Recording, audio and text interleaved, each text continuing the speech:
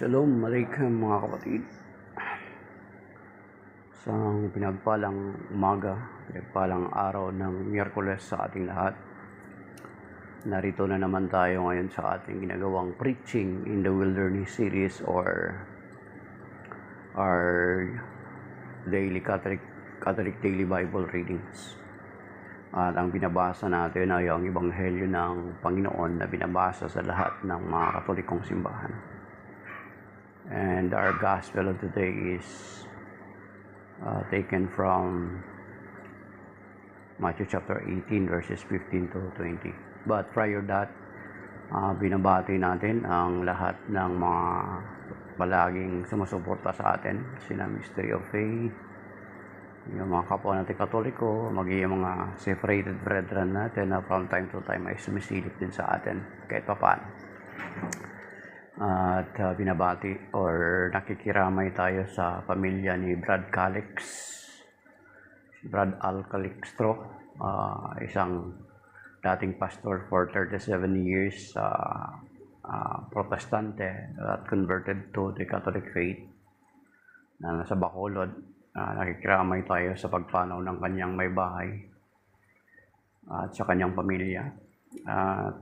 Ganon din, pakikiramay ang aking at panalangin ang aking pinapabot sa kanila kasama sa ng aking pamilya ng aking pinsan, si Nicolas Delpin or si Nicolas. May they rest in peace and let the perpetual light shine upon them. So sa umagang ito mga kapatid, nawa samahan tayo ng Panginoon sa ating gagawin, mangusap nawa siya sa atin, gabayan niya tayo patnubayan, ang Espiritu Santo naway lumiwanag sa atin. At inaangkin natin ang pangako ng Panginoon sa 2 Corinthians chapter 10 verse 4 to 5 that the weapon of our warfare are not of flesh but are enormously capable of destroying fortresses. We destroy arguments and every pretension raising itself against the knowledge of God. Okay? So, sakayin na po natin ang Ebanghelyo.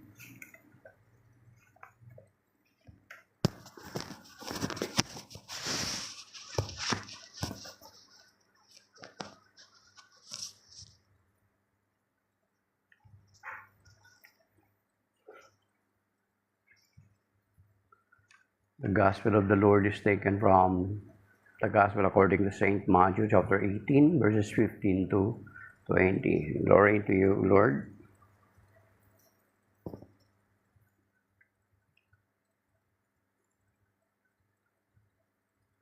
If your brother sins against you, go tell him his fault between you and him alone. If he listens to you, you have won over your brother. If he does not listen, take one or two others along with you, so that every fact may be established on the testimony of 2 or 3 witnesses. If he refuses to listen to them, tell the church. If he refuses to listen even to the church, then treat him as you would a Gentile or a tax collector. Amen, I say to you, whatever you bind on earth shall be bound in heaven, and whatever you loose on earth shall be loosed in heaven. Again, amen, I say to you, if 2 of you agree on earth about anything for which they are to pray, it shall be granted to them by my heavenly Father. For where 2 or 3 are gathered together in my name, there am I in the midst of them. The Gospel of the Lord. Praise to you, Lord Jesus Christ. Ayan.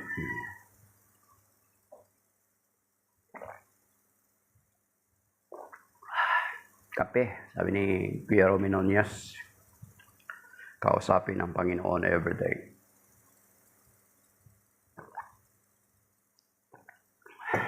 Okay. So, ang Panginoon ay nagtuturo sa atin about kung paano natin i-resolve kung paano natin i-resolve ang mga issue between us na mga mananampalataya sa isang simbahan. Na sinasabi rito ng Panginoon na if your brother sin against you, ang sinasabing brother dito ay most possibly the brothers in faith, not as brothers in the family. Kasi kung brothers sa pamilya, supposed to be ang mag-mediate ay hindi ibang tao. Diba? Kapag mag-usap kayo magkapatid, ang magbi-mediate ang mag-usap tayo kapag hindi siya makinig yung kapatid mo sa iyo, saka mo sasabihin sa magulang mo. Or kapag ayaw niya makinig sa magulang mo, ay saka ka maaring magtawag ng mga tao or ng mga leader sa simbahan. Pero dito makikita natin na ang Ebanghelyo ay pumapatungkol sa kapatid sa pananampalataya. Yan. So that is why, paalala sa atin, that every time na mabasa natin na brother, it doesn't mean automatically that it refers to blood brothers or family brothers, but rather, it refers to co-worker, relatives, yes, relatives kasi ang brother, mga kapatid sa Biblia, especially yung ginagamit ng mga separated brethren natin, na sabi sa Matthew chapter 13 na ang Panginoong Kristo ay may mga kapatid. So hindi po totoo yun na may kapatid siya sa daman. But rather, katulad dito sa Matthew chapter 18, na ang brother na tinutukoy dito is yung mga kapwa mananampalataya or maybe relatives. Kasi ang doon sa Matthew chapter 13 na tinawag na mga brother ng Panginoon is, ang kahulugan noon sa Griego is yung anoten. Or anoten, brother, relative, or kapareho sila ng angkan or ng tribo. Yan. Halimbawa, ni Dan, ni Gad, ni Ruben, ni Judah. Yan. They are brothers. They are called brothers. So, nasabi nga natin na ito'y pumapatungkol sa kapwa mo mananampalataya, hindi sa kapwa mo sa iyong kapatid sa pamilya mo. Kasi kung kapatid mo nga sa pamilya mo, dapat ang mamagitan sa inyo after na hindi makinig yung kapatid mo sa iyo is yung mga magulang nyo. Diba? Hindi mo pwede dalhin sa ibang tao, kundi ang magulang nyo ang mag-resolve ang mamagitan sa inyo. Kung hindi siya makinig sa magulang mo, diba? Kung minsan meron tayong tinatawag na yung mga lolo-lola. So, ibig sabihin, kapag hindi na makinig sa iyo, andun na yung katigasan ng ulo, andun na yung pride. Kasi we're supposed na kapag ang magulang ay magsalita na, we're supposed to listen, mga kapatid. Kasi di ba ang mga magulang ay siyang binigyan ng otoridad ng Panginoon over His children. Di ba? So we're supposed to listen to our parents. Hindi na natin paabutin pa sa higher authority. Katulad dito, di ba? Ayaw makinig sa iyo, sabi niya, magpatawag ka ng mga witnesses para maaring mag-advise or mamagitan or makinig. Diba? Maging saksi sa inyong pag-uusap. Then kung hindi pa rin daw makikinig, saka palang dalhin sa iglesia. So ganun, we're supposed to do like that. Pero ngayon, mismo, ako minsan nakakalungkot na kapwa mo mananampalataya, hindi ka pa nakagawa nitong yung unang action, hindi ka pa nakipag-usap, kapwa mo mananampalataya, ipabarangay ka na kaagad. Di ba? Whereas dito sinasuggest or sinasabi ng Panginoon na kapag mag-resolve tayo ng mga issue, dapat pag-usapan muna natin. Then kung hindi siya makinig or hindi niya tanggapin yung kanyang pagkakamali, maghanap ng mga tao na maaring pwede niyang pakinggan. At the same time, mga witnesses. Then pangatlo, saka huli lang yung church. Then, pag hindi pa rin makikinig sa authority ng simbahan, talagang ano na siya. Ibig sabihin, ando na yung pride, mga kapatid. Kapag hindi na siya makikinig sa simbahan, is ituring na raw siyang publikano, tax collector, makasalanan. Kumbaga parang yung pinaka-ultimate na mag-mediate dapat sa atin na simbahan. Then, we are supposed to listen to the church. At kung titingnan natin, itong sinasabi dito na church is not kung ano pa mang church. Take note ang sinabi dito ng Panginoon, church, singular pa rin. Bring him to the church. Singular, sa elders sa church. Singular na simbahan. Kasi nitong panahon na ito, mula naman noong first century until first 1,500 years, and until 1,000 years, there is only one church that exists, and that is the Catholic Church. So, sinasabi ng Panginoon, bring it to the church. To the leader of our church, the Catholic Church. Kasi kung titingnan natin, ang settings, wala naman talaga ibang mga sekta noon.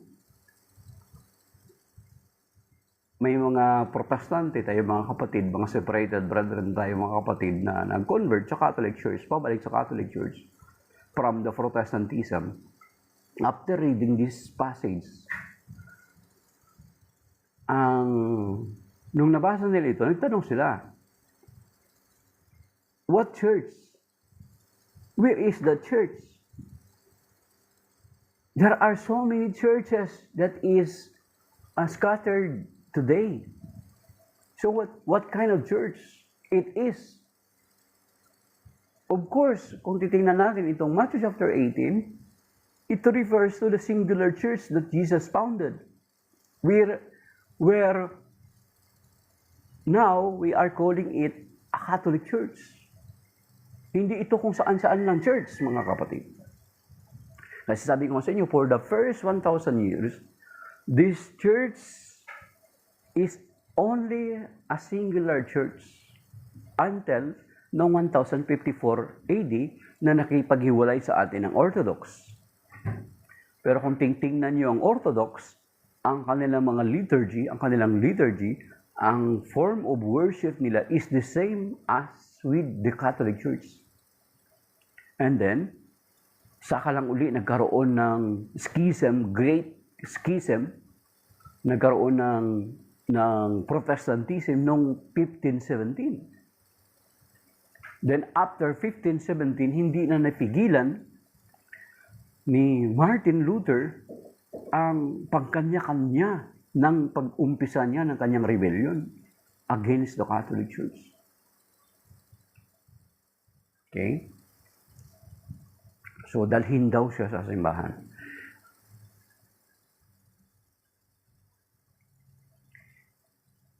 So, bakit sa simbahan? We're supposed to listen.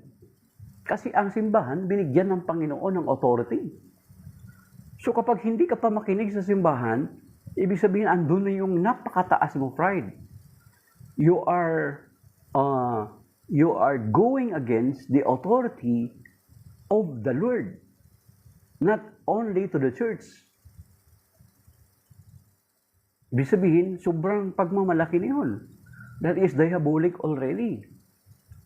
Kasi ang sabi ditong karugtong, sabi niya, verse 18, Amen, I say to you. So bakit dalhin sa church? Ito yung karugtong. Why na kailangan dalhin sa church at ang simbahan ang magdidesisyon? Kapag hindi siya makinig, whereas, and we are supposed to listen to the church kasi yun yung sinasabi ng Panginoon. Sa Luke chapter 10, verse 16. Sabi niya, ang nakikinig sa inyo ay nakikinig sa akin. At ang nakikinig sa akin ay nakikinig sa nagsugo sa akin. Ang nagtatakwil sa inyo ay nagtatakwil sa akin. At ang nagtatakwil sa nagsugo sa akin. So, ibig sabihin, kapag hindi niya pakinggan yung simbahan, ay tahasan niya, indirectly, he is refusing or he is outrightly contradicting the authority given by the Lord to the church. Kaya nga itong verse 18, tingnan niyo mga kapatid ha. Amen, I say to you. So, bakit dalhin sa church? Ito yung rason. Amen, I say to you, whatever you bind on earth shall be bound in heaven, and whatever you loose on earth shall be loosed in heaven. Okay? So kung hindi siya makikinig sa simbahan, idideklara siya ng simbahan or ituturing siya ng simbahan na mahintil or tax collector. Ibig sabihin, para kang hinihiwalay ka na because of your choice, because you are not listening anymore to the church. Di ba? Sabi niya, ang sabi dito, ito yung authority ng Panginoon. Whatever, because, amen, I say to you, whatever you bind on earth, yan, take note ha, whatever, yung term na whatever, you bind here on earth shall be loosed in heaven, and whatever you loose on earth shall be loosed in heaven. So yung take note of the word, whatever. That is why the church has the authority given by the Lord. The church has a discretion. The church has the power to decide. Kaya nga may mga bagay-bagay na halimbawa, sinasabi, di ba, ito yung laging tinatanong ng mga separated brethren natin. Ang tinatawag sila ng mga taga-CFD na mga sulpot. Yung mga sulpot nating mga kapatid or mga separated brethren natin, laging din ang tinatanong saan sa Biblia na ang bata dapat binyagan. Saan sa Biblia na dapat magrosaryo? Saan sa Biblia na dapat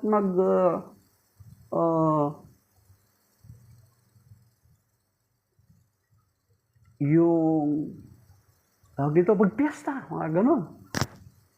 Although sa Biblia may piesta naman. Yun yung itatanong mo na. Then, ito yung isa sa sagot, mga kapatid. Kung naintindihan lamang natin. Pero, no wonder hindi nila tatanggapin. Hindi nila intindihin yung sinasabi, whatever. Diba? There are people, matatalino sila, pero naintindihan nila yung whatever. Pero bigla nagiging bobo. Pagdating dito, sapagkat alam nila, kontra ito sa kanila. Bigla nagiging bobo, hindi tatanggapin yung sinasabing whatever. Kasi kapag tinanggap nila yung word na whatever, andyan pala nakapaloob yung authority. Na kung ano yung ipahintulog ng simbahan o ano yung ipagbawal ng simbahan, binding yun sa langit. Check yun sa langit. Approve yun sa langit. So kapag sinabi ng simbahan, let us pray the Holy Rosary daily. Let us baptize infants. Okay? As a matter of fact, kahit hindi pa sabihin ng simbahan, let us baptize infants. There are so many passages that tells us in the scripture that infants are included in the baptism. Diba? Abortion, actually wala sa Biblia. Walang verbatim na word na abortion. Pero the church prohibits it.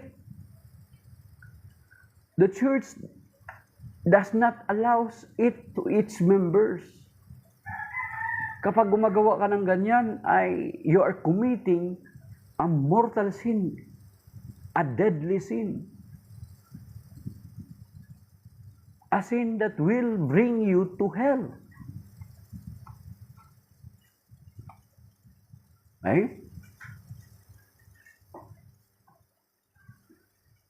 So yan. magde-decide ang simbahan na ituturing kang tax collector or a Gentile.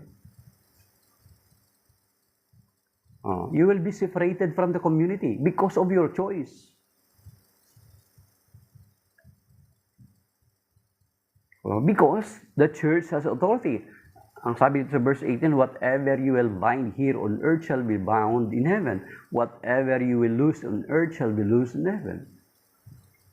At bakit kinakailangan natin makipagkasundo sa ating kapwa? Ito yung verse 19, mga kapatid. Why we need to reconcile or to agree or reconcile to our brothers and sisters? Because merong kahalagahan yung pakipagkasundo, mga kapatid. Ay, Brother Michael Doria Engle. Ang sabi dito sa verse 19, Amen, amen, I say to you, if two of you agree on earth about anything for which they are to pray, it shall be granted to them by my heavenly Father.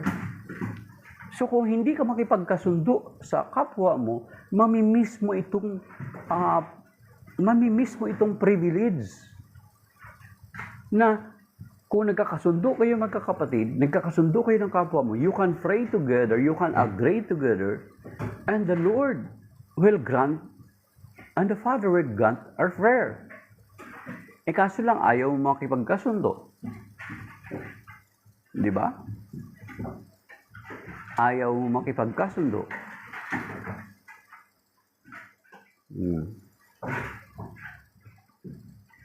So, mamimiss mo itong opportunity na yung pangako na pain. Again, amen, I say to you, if two of you agree on earth about anything or which they are to pray, it shall be granted to them by my heavenly Father. Then, verse 20, for where two or three are gathered together in my name, there am I in the midst of them. Okay? Pero paano magiging nasa pagitan natin ang Panginoon kung hindi tayo magkakasundo? Hindi tayo mag-reconcile. So, ibig sabihin, there is a need or it is very important for us to be reconciled, mga kapatid.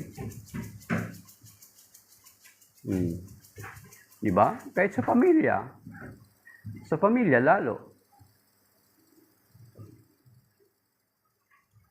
Na kapag halimbawa, ito nga sa pamilya halimbawa, kaya at the same time, ipinapakita dito yung kahalagahan ng authority. Kasi kung hindi mo papakinggan yung kapatid mo, then magtawag ka ng mga witnesses, most possibly, dapat yung mga iginagalang, yung mga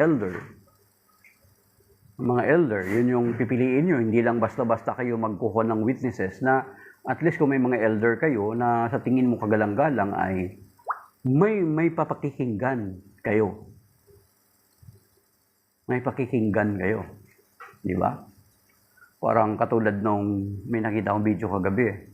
Mga Tausog yata at saka Magindanawan ay nagkakaroon ng conflict sa Quiapo. Natuwa ako sapagkat pumunta. Yung isang grupo pumunta doon sa mga taga Magindanawan na mga negosyante doon sa Manila. Matanda.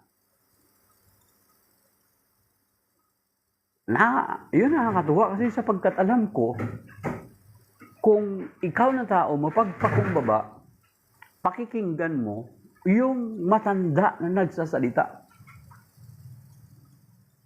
Kasi he is the figure of authority. Di ba? So, ganun din. Pag hindi siya makinig sa iyo, tatawag ka ng kapwa mo, ang mga witnesses 2 or 3. But of course, make sure that they are elders, they have more experience. Di ba? Dapat ganun. Pero kung hindi pa rin daw pakikinggan yung mga matatanda, dalhin siya sa iglesia. Then, kapag hindi pa siya makikinig sa iglesia, ang iglesia or the church will consider him as a Gentile or a tax collector.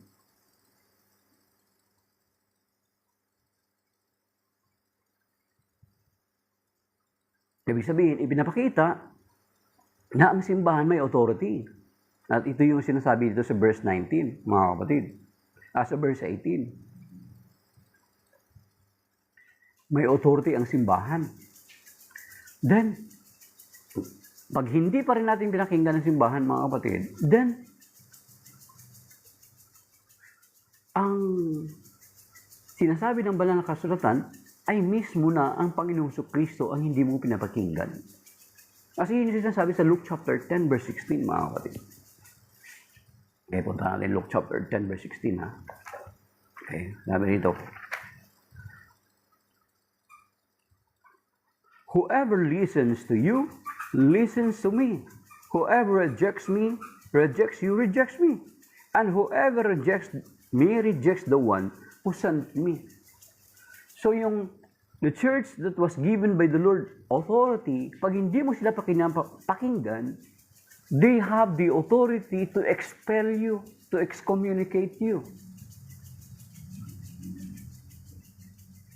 Ituturing ka na tax collector or a Gentile.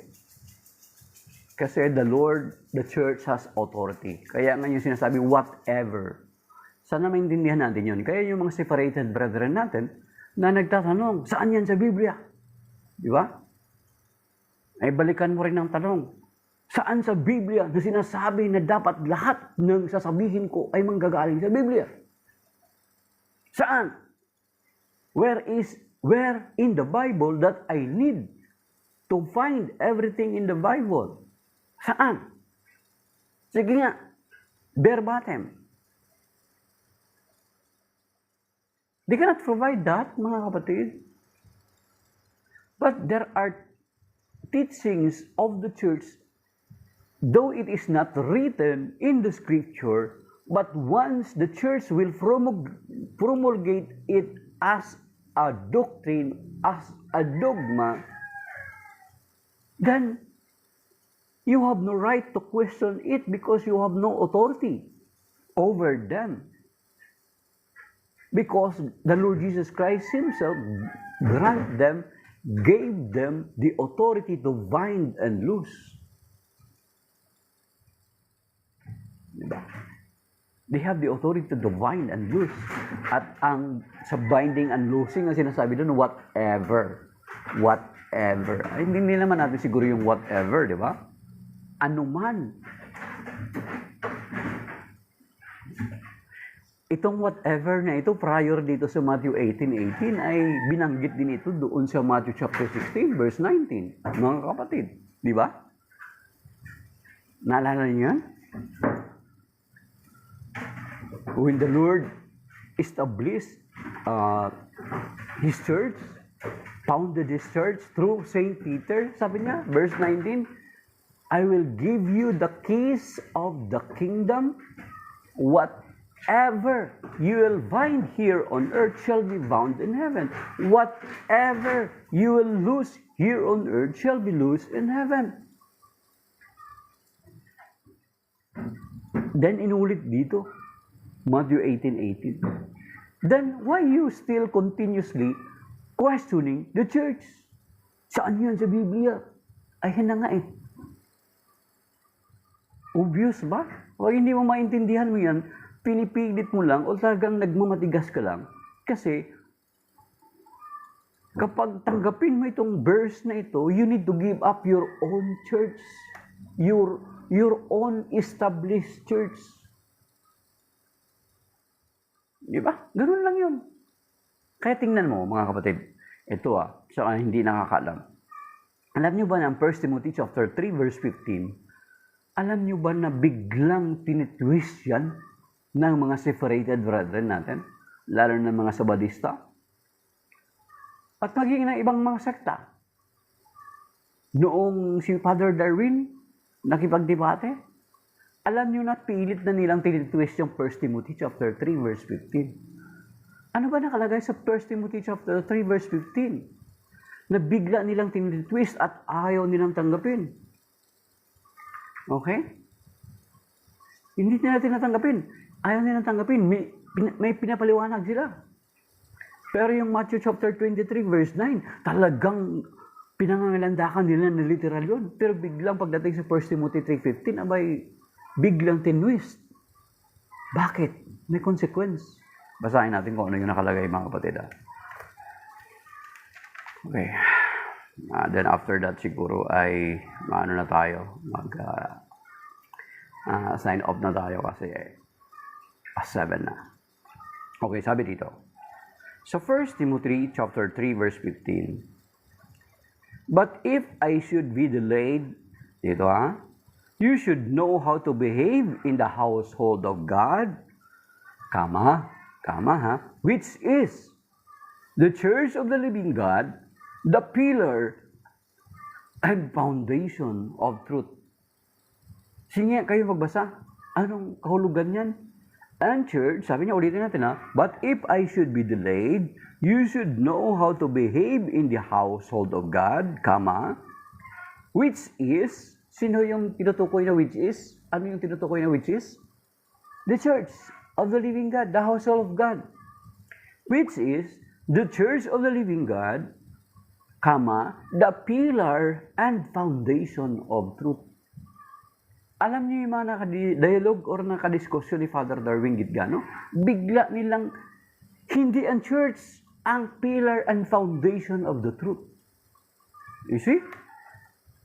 Tahasan nila, dinatakasan, or tinatanggihan itong sinasabi sa 1 Timothy chapter 3 verse 15 that the church is the pillar and foundation of truth.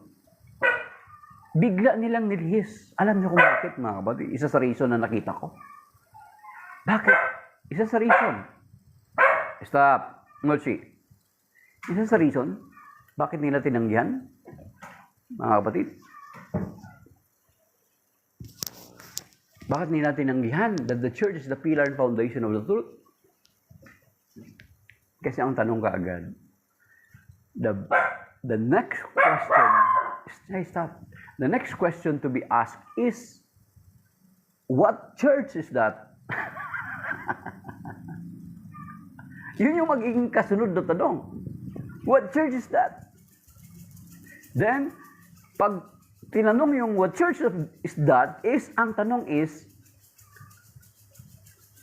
anong taon, anong panahon, isinulat ni San Pablo yan kay Timoteo, na ang church is the pillar and foundation of the truth. Of course, ang sagot is in the first century. Pag sinagot ng mga protestante or ng mga sabadista or ng ibang mga sekta, in the first century, ang tanong kaagad, noong first century ba na yan ay umiiral na yung simbahan nyo?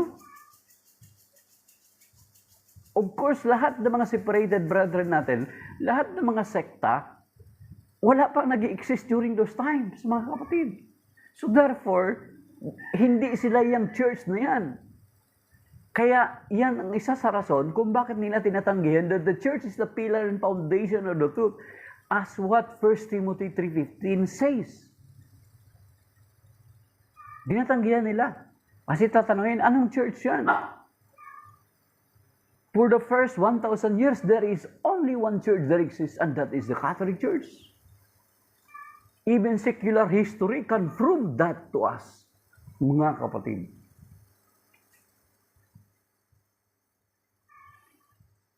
I-try nyo si Meta. Tanongin nyo si Meta, si ChatGPT, si Siri. Sagutin ka ni Siri.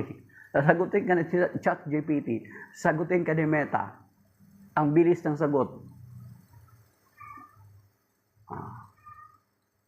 Kung tinatamad ka na mag-search ng history. Check mo. Ano yung sekta mo ngayon? Kailan nag-exist yan? Anong yung sektang ginabibilangan mo, kailan nag-exist? Sino nagtatag niyan? You see? That is why hindi nila tatanggapin na ang church is the pillar and foundation of the truth.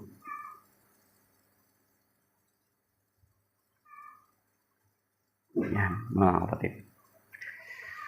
So, napakahalaga pala na kailangan nating makipagkasundo sa ating kapwa. Kasi napakahalaga na kung kasundo natin yung ating kapwa, we can pray together, we can agree together in a prayer, and God will grant it to us kung nagkakasundo tayo. At kung nagkakasundo tayo, sa ating pagtitipon is nasa ating gitna pala ang Panginoon. Now, that is why yung importance ng reconciliation, and then the importance also of the church, the authority of the church. Yan, mga kapatid. So maybe that is all now, mga kapatid. Maraming salamat sa mga nag-tap ng screen sa 25 likes. Sa 25 likes at saka sa mga nag-tap ng screen or magiging hindi ba nag-tap ng screen. Pero they are considering to listen to us, mga kapatid. So shalom, that is by now. May God bless us and keep us safe and sound sa araw na ito. Ligtas nawa tayo ng Panginoon sa mga sakuna, mga disgrasya, sa mga mabibigat na mga pagsubok at mga malulubang mga karamdaman. At ligtas din tayo ng Panginoon sa stroke, sa cancer, sa hypertension, sa kidney failure, o at sa mga disgrasya. So that is by now, signing off, my dear brothers and sisters.